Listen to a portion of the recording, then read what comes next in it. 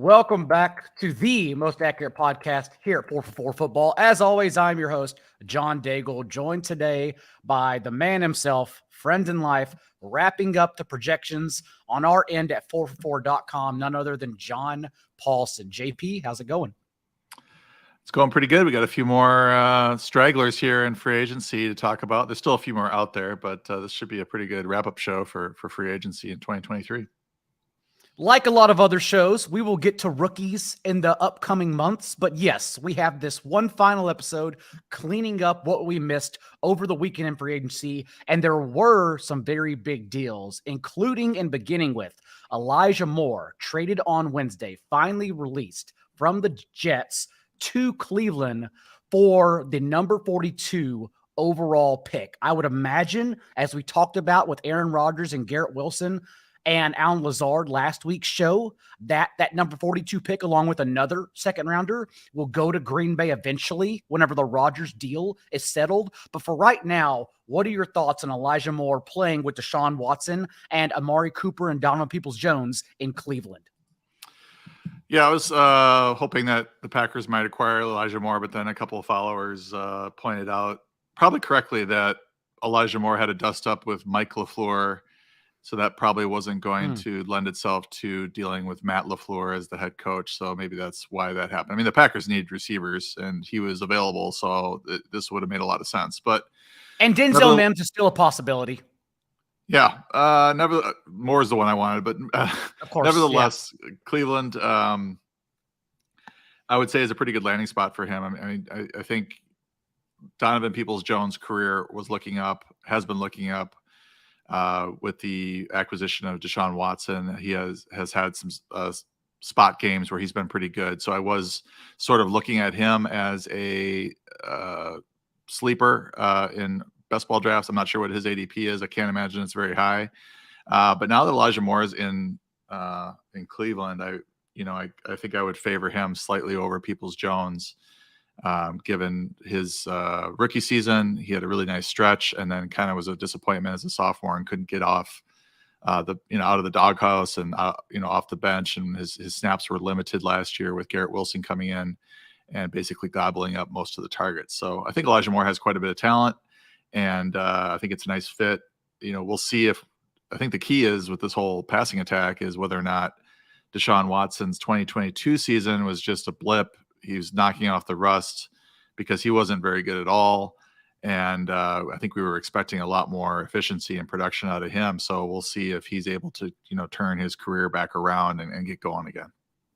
Where do you rank Deshaun Watson? Because currently he's being drafted as the overall QB9 and 82 ADP on Underdog.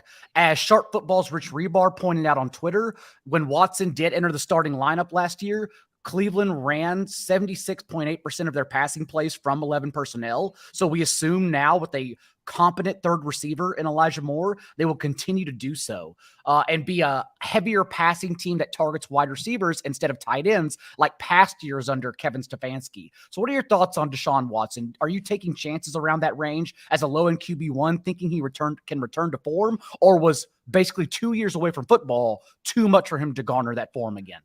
Yeah, I'm pretty alarmed by 2022, and I have him at QB. I have him at QB 14, so I think I'd rather have Daniel Jones, Geno Smith, Kirk Cousins. I mean, Kirk Cousins is kind of like milquetoast. I mean, it's just you're not getting much upside there, but you can get a nice QB2 or just a kind of a baseline producer there. Watson at 9 seems really aggressive to me because then you're taking him. You're taking him over Jones, I would assume. Maybe you're taking him over Dak Prescott. That seems pretty aggressive. And then I have Tua there as well. So it depends on his health, of course, Tua. But I think if Tua is healthy, I'd rather have him over Deshaun Watson as well. I do have Watson over Kyler Murray, Russell Wilson, Aaron Rodgers right now. I think he's in that kind of tier of, guys that have some upside. But, you kind of wonder how much upside they actually have. The big winner here, in my opinion, is Nick Chubb, because quietly, when we talk about more 11 personnel for Deshaun Watson, Chubb had the 8th most carries from 11 personnel, 3 wide receivers in the field last year, averaged 5.7 yards per carry. So if now we're going to spread the box out even more for him to run free against shallow, like front sevens, man, like Chubb, especially with D'Ernest Johnson now signed in Jacksonville, assuming Kareem Hunt doesn't come back, could go absolutely nuts as a top 5 running back, honestly. So that is someone who's very high on my radar right now. Yeah, I would agree. I just wanted to chime in on Chubb. I think he's being way underdrafted, underdog. He's RB9 right now. I have him at RB3. If you look at his workload when Hunt is out, as you mentioned, D'Ernest Johnson moving on. If Hunt does move on as well, Chubb is looking at a top 5 finish, and I think he's vastly underdrafted right now at underdog. Completely agree. Another deal that happened earlier this week was Brandin Cooks finally getting his way and being shipped out of Houston to Dallas as their second receiver alongside CeeDee Lamb, ahead of Michael Gallup, for a 2023 5th rounder and 2024 6th rounder. Pretty cheap, honestly, in terms of his historical production. Your thoughts on Brandin Cooks and the Cowboys offense with Dak Prescott?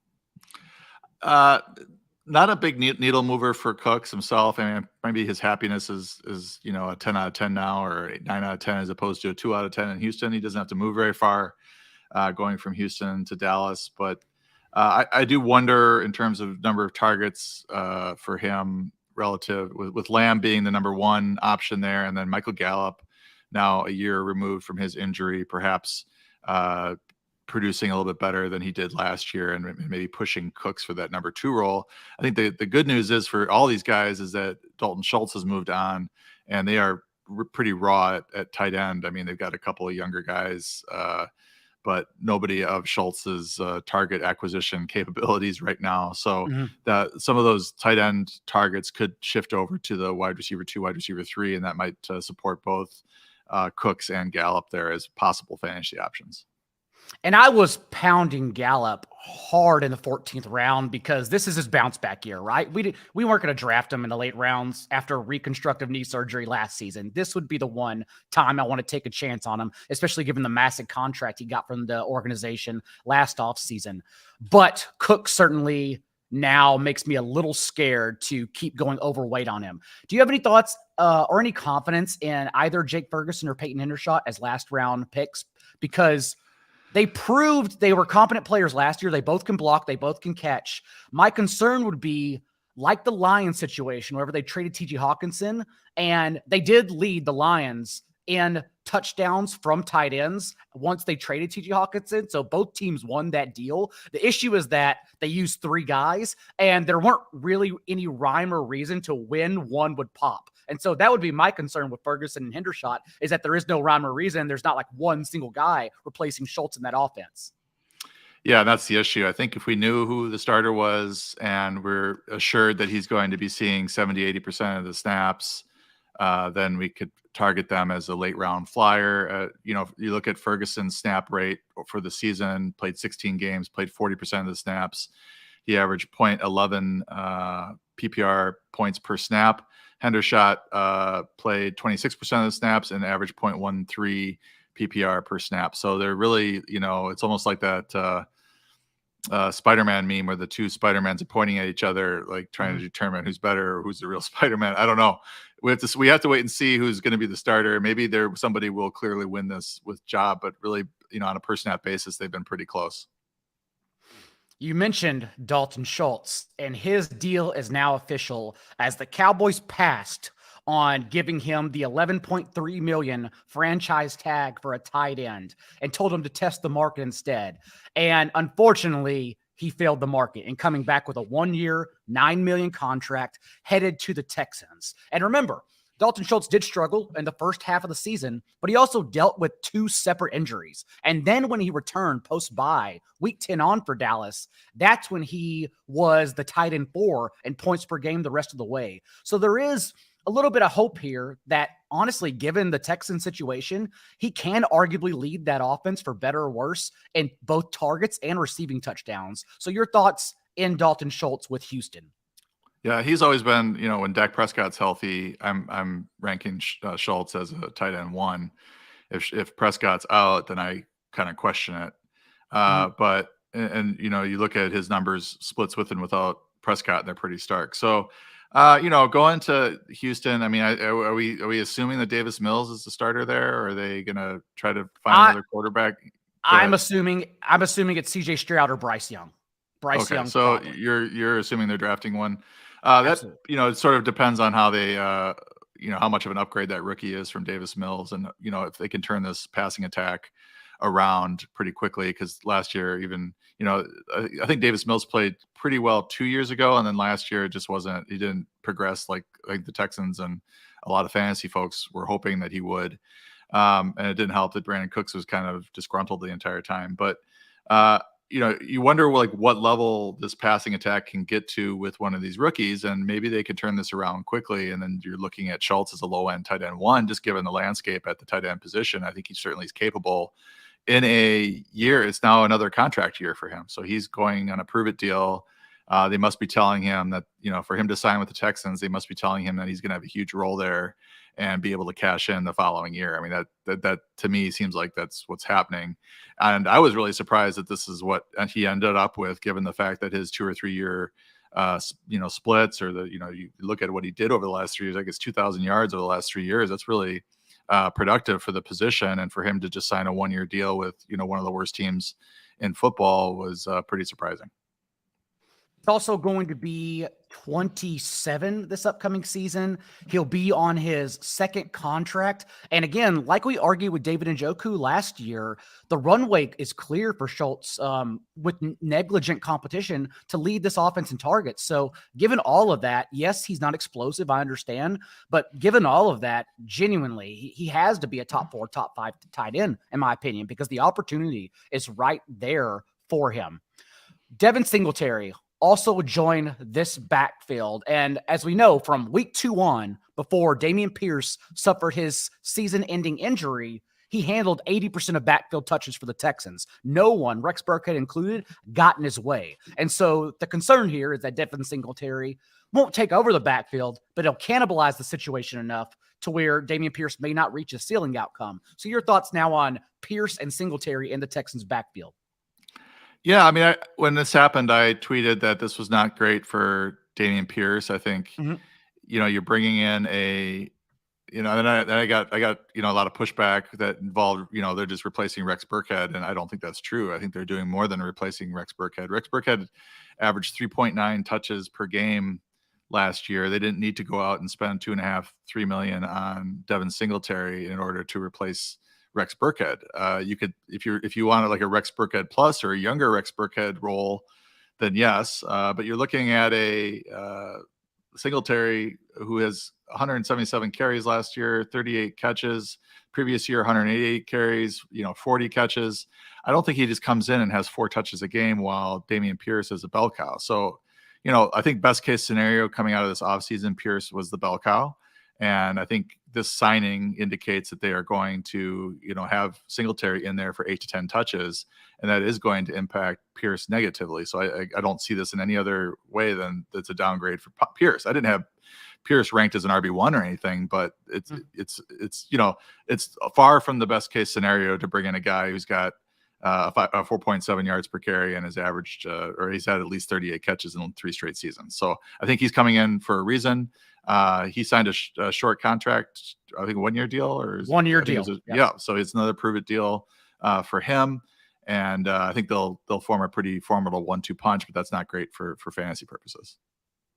Any thoughts on the fallout from Devin Singletary leaving for Houston? Because now we also saw Damien Harris sign a 1 year deal, and everyone is arguing about James Cook dynasty value. I consider James Cook a loss in dynasty only because the sale window has closed. Like right now, you would be in a buying situation where you're buying him for 2 years from now.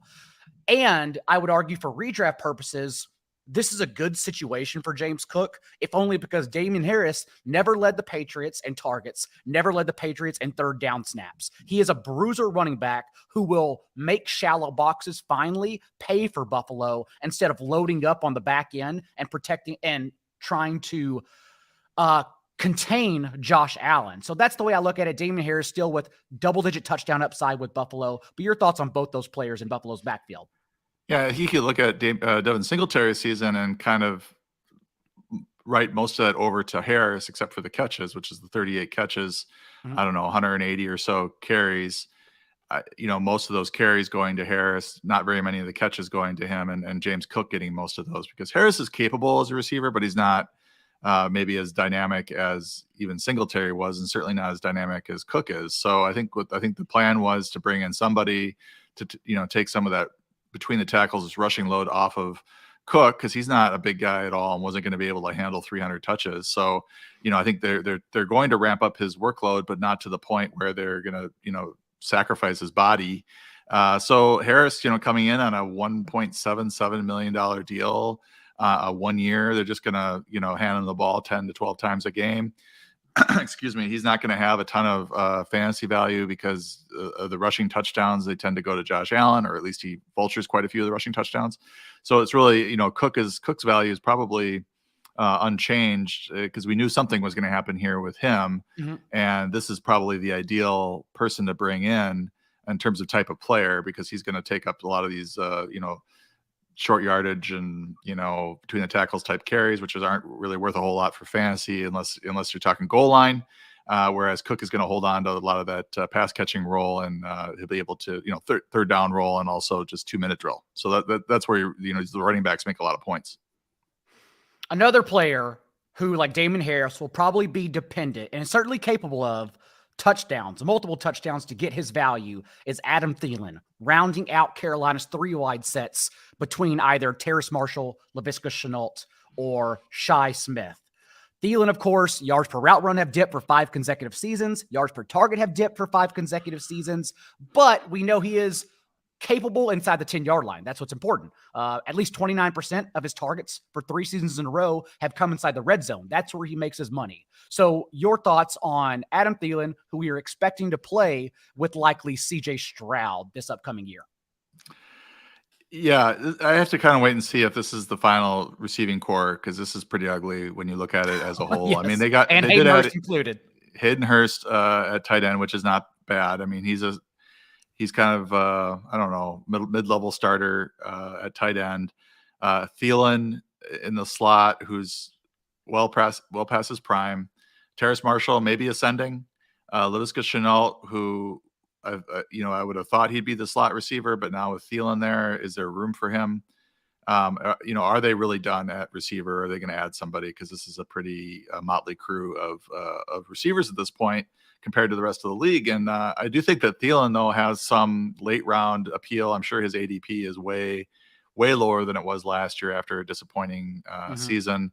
But he should, just as it stands, should lead this team in targets if he's able to play a full season. And that, could lend itself to an 80 catch, pretty solid PPR season. And we do know that he has the ability to score touchdowns. So if he's able to get maybe 80 catches and 8 touchdowns, he's going to end up as a pretty good value wherever his ADP is right now.